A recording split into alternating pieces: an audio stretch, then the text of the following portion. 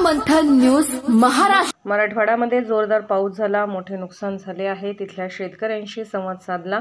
सरकारने आता इव्हेंटमधून वेळ काढून शेतकऱ्यांना मदत करावी। सरकारने संयुक्त पंचनामे करावे।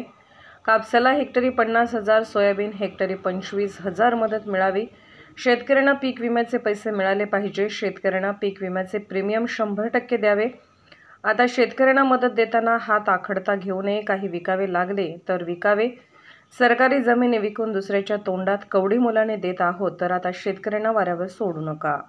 नाही, यामध्ये आता काल आलेला पाऊस आम्ही मराठवाड्याला अक्षरशः झोडपून काढलेला। अतिवृष्टी, काही ठिकाणी ढगफुटी, यामुळे कालपासून आजपर्यंतचा अंदाज घेतला तर काही ठिकाणी 100 मिलीमीटर पासून तर 300 मिलीमीटर पर्यंतच्या पावसाच्या नोंदी झालेल्या आहेत।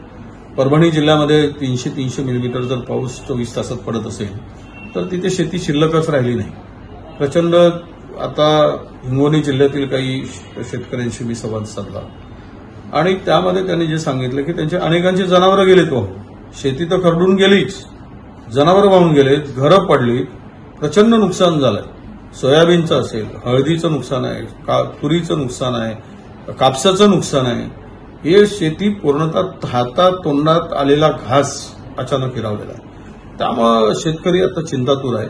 मी सरकारला विनंती करतोय की आता लाडकी बहीणचे इव्हेंट संपले असतील, लाडकी बहीण योजनेचे जे काही इव्हेंट करणं सुरू आहे ते संपले असतील तर जरा आता शेतकरी संकटात सापडलेला आहे। तो नांदेडचा लातूर, नांदेड, हिंगोली, परभणी, जालना आणि ह्या जो पट्टा आहे मराठवाड्यातला पूर्णतः, हा पट्टा आता शेतकऱ्यांच्या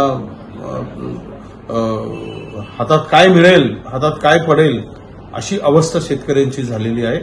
तर याकडे जरा आता लक्ष द्या आणि यांना भरपूर मदत सरकारने केली पाहिजे।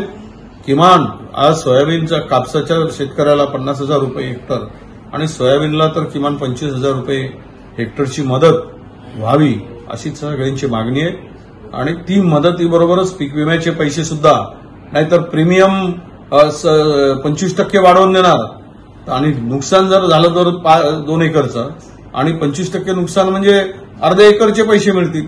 त्यापेक्षा प्रीमियम हा 100% दिला पाहिजे, नाहीतर 25% करणार आणि ज्या लोकांचं, शेतकऱ्यांचं 100% नुकसान झालंय त्याला फार काही मिळणार नाही।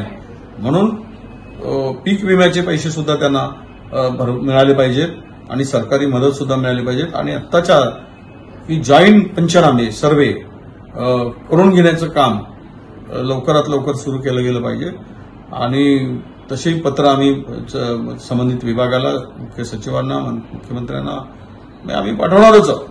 पण सरकारने मात्र आता वेळ काढून या संकटात सापडलेल्या शेतकऱ्याला कशी मदत करता येईल अधिकाधिक, आम्ही विरोधक म्हणून सरकारच्या पाठीशी आहोत, पण शेतकऱ्याला मात्र वाऱ्यावर सोडू नका। शेतकऱ्याला भरपूर मदत आता उपलब्ध करून द्या।